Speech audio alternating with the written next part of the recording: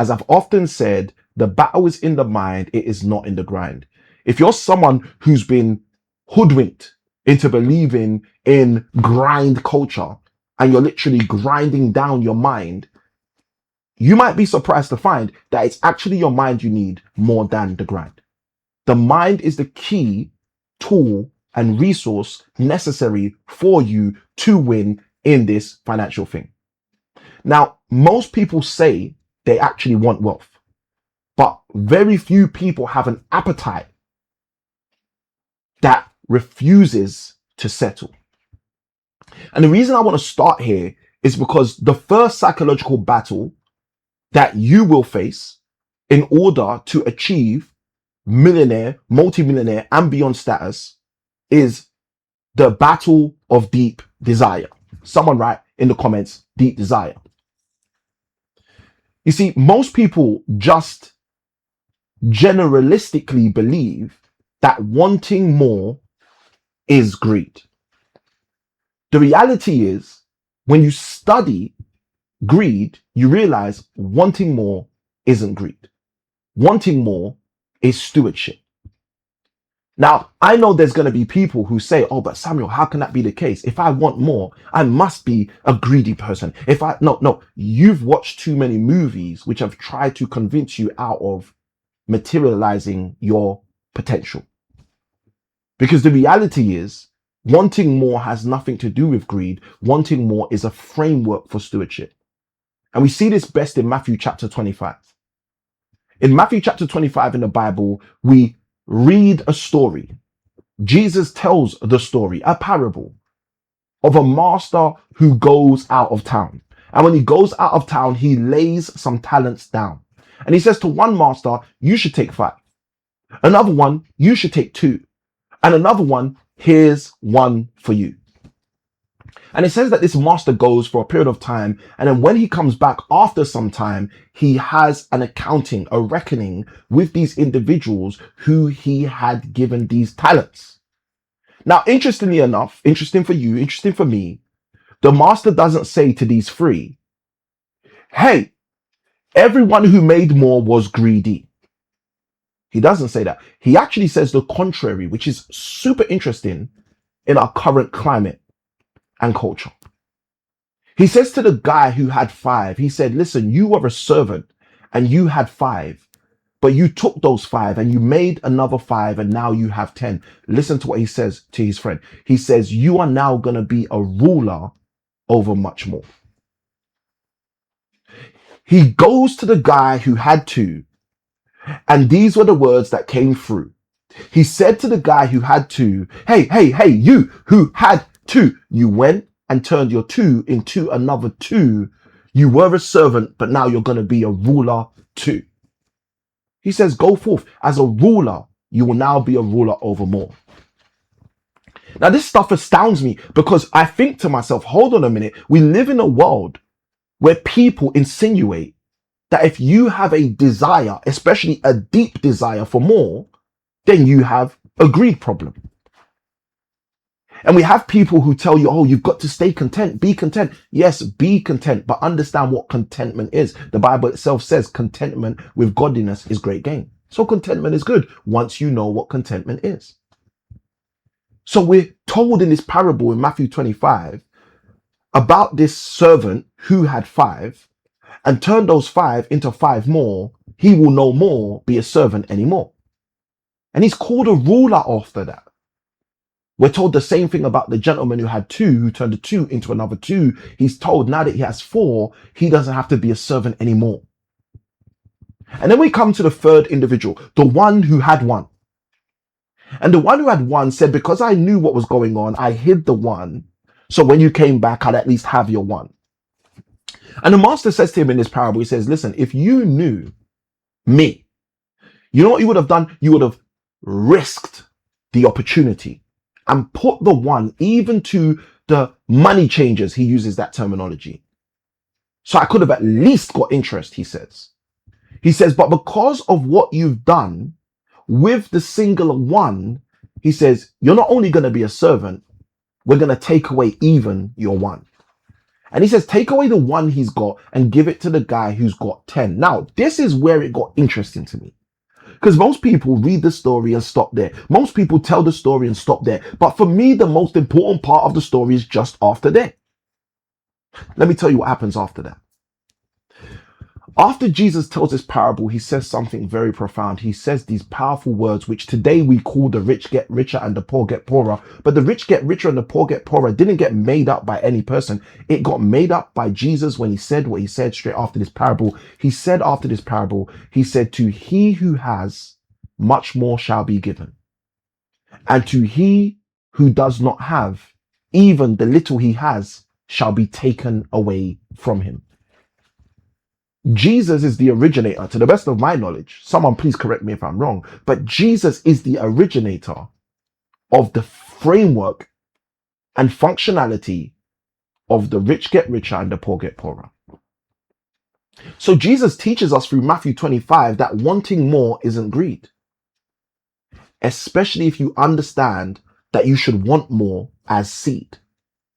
You might be thinking, Samuel, what do you mean I should want more as seed? The reason you should have a deep desire to acquire is so that what you acquire can be placed as a foundation for other people who have a desire. That's the purpose of wanting more. The reason that you should want more isn't just to satisfy your need. Because if wanting more is just about satisfying your need, then by all means, let's agree we're talking about greed. But if wanting more is actually to have more seed, then wanting more has nothing to do with greed. According to Matthew 25, it's a stewardship play. And one thing you have to get to a place of understanding in this dichotomy of deep desire is that most millionaires don't wish to have more, they decide to have more. And I think that's a question we need to think about today. We need to ask ourselves today, have I made a conscious decision to acquire and aspire higher? Or am I just wishing, and as a result, my financial efforts are proverbially fishing? Let me tell you a quick story. I remember when I was studying for my first undergraduate degree. This was in 2005. I was attempting to do my first degree in computing and statistics. It was a joint major. And something super phenomenal happened. I struggled.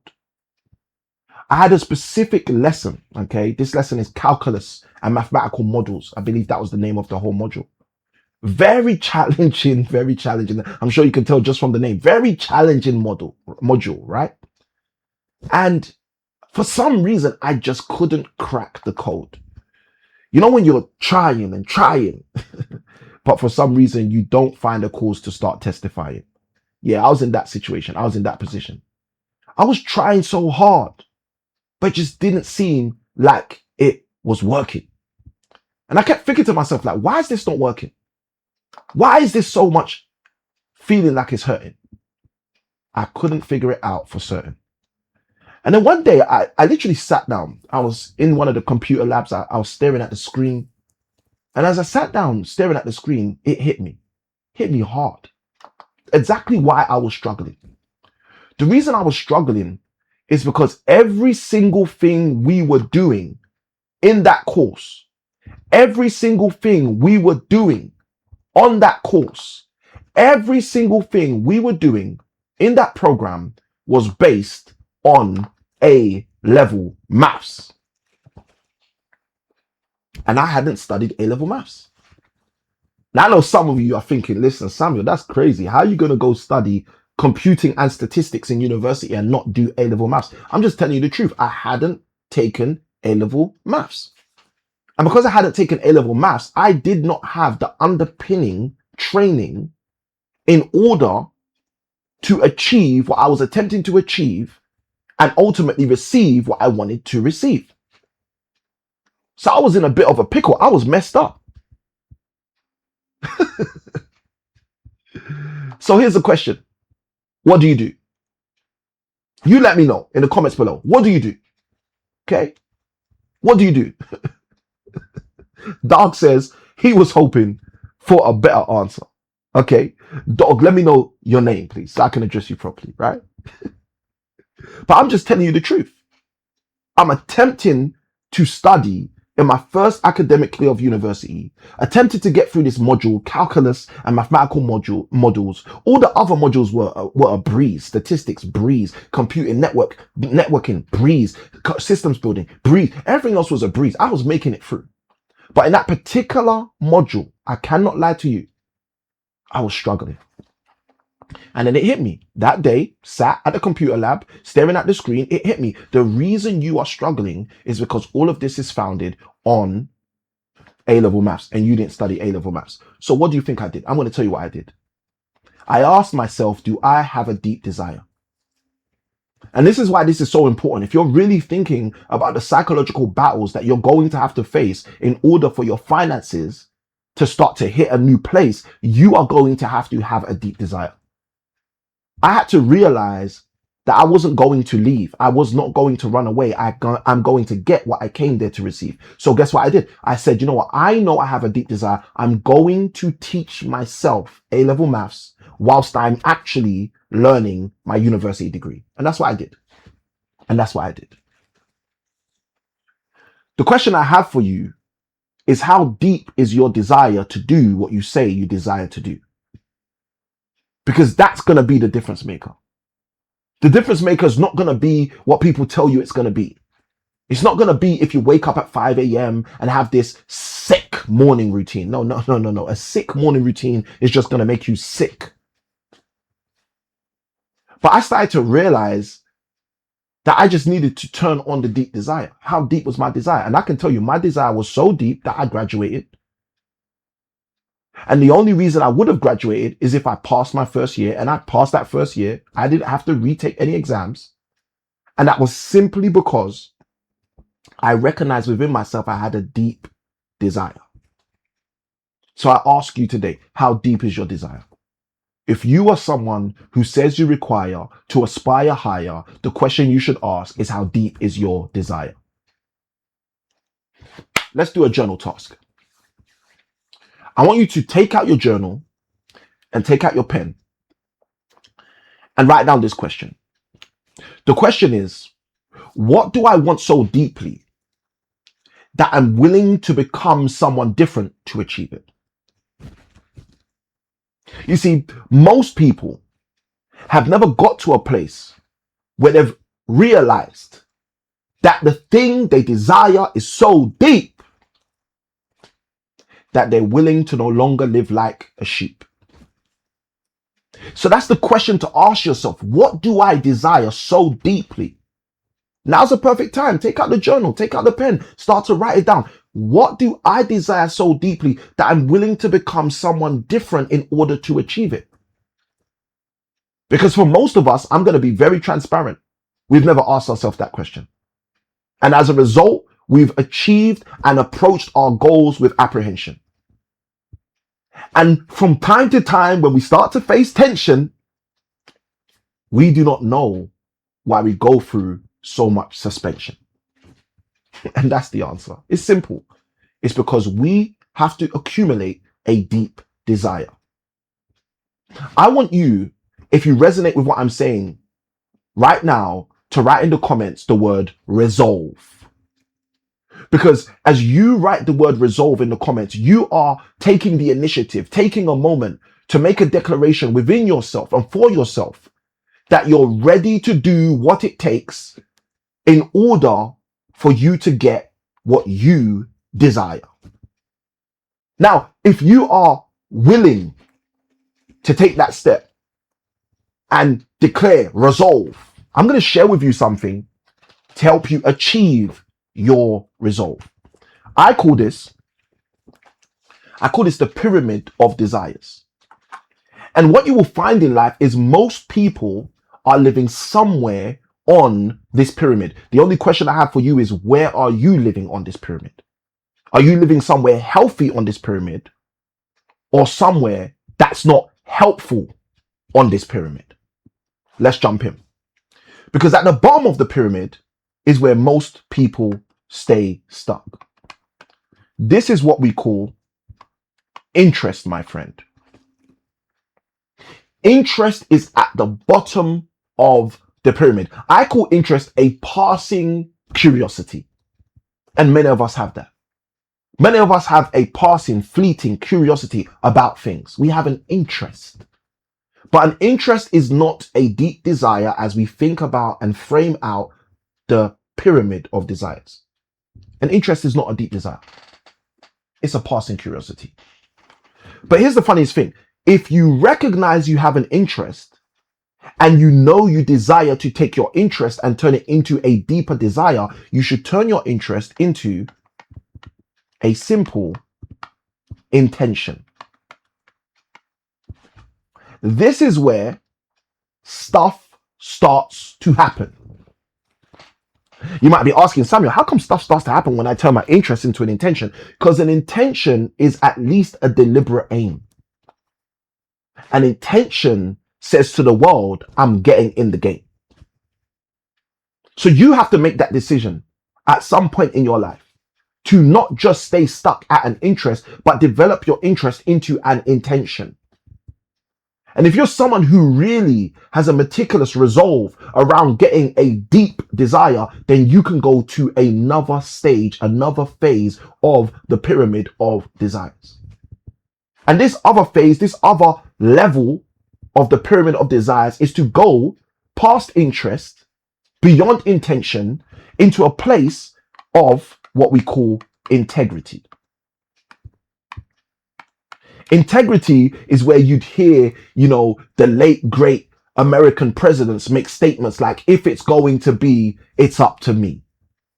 I think it was John F. Kennedy who said, don't ask what you can do for your country, don't ask what your country can do for you, but ask what you can do for your country. Do you know what John F. Kennedy was attempting to inspire within people when he was making such a statement? He was attempting to take people from a place of mere interest past a place of intention into a place of integrity. If you're someone who's willing to start walking with your desires in a place of integrity, write the word integrity in the comments. You might be thinking to yourself, but Samuel, what's integrity? Integrity is when you have a fierce commitment. That's when you say to yourself, if it's going to be, it's up to me. That's when you recognize that I'm not going to play around with everyone else who plays around. I'm going to go past interest, shoot through intention, and knock on the door with integrity. But there's more. Samuel, there's more. Give me the more for sure. You see, after you start to operate in integrity, you end up having this ingredient, right? And you just got to work this ingredient as much as you can. But that ingredient, I'm apologizing in advance, because when I share this with you, you can't unsee this. But after you start to operate in integrity, you start to have something called incompatibility. You might be thinking, Samuel, incompatibility, what's that all about? That's when you become incompatible with everybody else. That's when you have become separate from everybody else. And I know some of you just want Samuel to give you the Bible breakdown. If you want to see the Bible breakdown for that incompatibility, go check out Proverbs 18 verse 1, where it says, through desire, a man having separated himself will intermeddle with all manner of wisdom. Incompatibility is the level of resolve. That's the level where you are no longer afraid to look different to everyone else. That's the level where you have made a resolve in yourself that I'm going there regardless of who else. That is what we call incompatibility. Now, there's another phase in this pyramid. There's one more phase in this pyramid. And the last phase, here's the thing. Let me share this with you. Let me level with you real quick. The last phase in the pyramid is the phase very few people get to. It's a phase which when people do get to, people say, oh, have you heard of this guy? It's a phase where people start to synonymize the product of what you're producing with the person who produced it. That last phase of the pyramid of desires is all the way up at the top. That last phase of the pyramid of desires goes far beyond interest, elevates way beyond intention, steps way above integrity, steps on top of incompatibility. And that last phase is what you and I know as infatuation. You see, infatuation is what I call a healthy obsession. Another way you can call that is mastery. When someone makes a commitment within themselves to master something, they have gone beyond interest, they've gone beyond intention, they've gone beyond sticking to it with integrity, even past incompatibility. And they venture, I dare say, into infatuation, a place of healthy obsession, a place of healthy mastery, where their focus is their focus, regardless of their locus. Regardless of where they show up, they know what is the main thing for them. So if you're someone who's hearing what I'm saying today, and you've made a decision, like I often say to my friends, to recognize that if you live life casually, you'll become a casualty. I want you to make a declaration in the comments of what is the thing that you are about to start focusing the pyramid of desires on. What is the area in your life where you're going to say to yourself, no, from here on out, I'm going to pursue this thing without a doubt. Samuel, I just needed you to show up right now and be my confirmation so I can give up procrastination, hesitation, and I can start to focus on this area of my life for the purpose of transformation. Whatever that is, let me know in the comments below. Because casual interest never produced extraordinary results. I'll say it again in case you need to pick up your pen, because casual interest has never produced extraordinary results. And that's the reason I always say small keys open up big doors. Small keys open big doors.